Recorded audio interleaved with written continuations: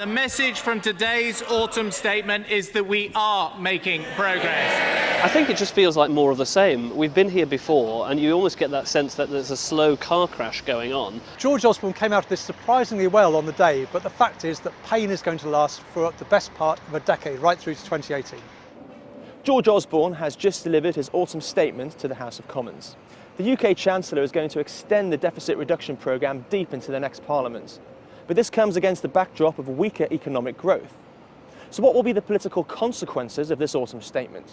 It's bad news on many fronts for George Osborne. Growth this year is projected to fall, not to increase. So the growth targets are off track, deficit cutting targets are off track, so it's a bad day. But nevertheless, I think George Osborne will be breathing a bit of a sigh of relief at the end of the exchanges in Parliament, where he somehow managed to fashion out of all this bad news a reasonably good package, I think, for business, and also a reasonably attractive looking package for middle earners, especially in the short term. Britain is on the right track, and turning back now would be a disaster. The UK faces a longer than expected battle to reduce its debts.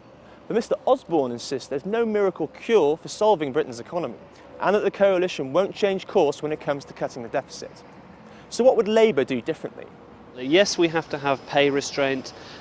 We wouldn't, of course, have reorganised the National Health Service with £3 billion.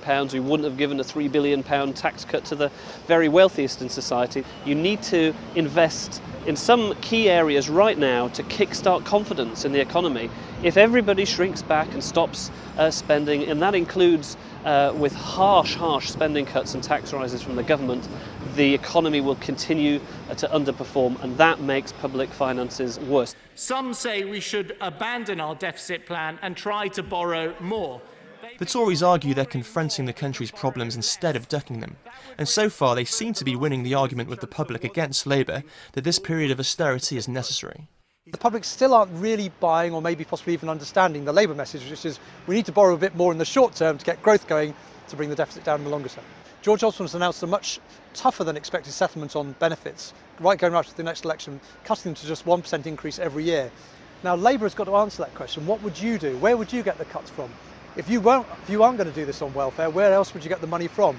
And George Osborne's read the opinion polls. He thinks that the public is turning against the welfare culture, and he thinks he's on the right side of public opinion. But with the pain from the austerity measures set to continue, in some cases increase, will Mr Osborne still be winning these arguments in the polls by the time of the next election? There's a lot more pain to come. To give one example, the child benefit is going to be withdrawn from middle earners early in the new year. So I think you're right that people still haven't grasped the full extent of the austerity, and the fact that these cuts, successive cuts like a step every year, will keep on going right through to 2018. That will affect everyone's jobs in the long term and their standard of living in the long term. It's not all bad news for Mr Osborne. The middle income earners that will go a long way in determining the outcome of the next election will be cheered by the freeze in fuel duty. Small companies are getting capital allowances and new schools will be built. But the deficit reduction programme is off course, and Britain will still be paying the price for the financial crisis of 2008 right up until 2018.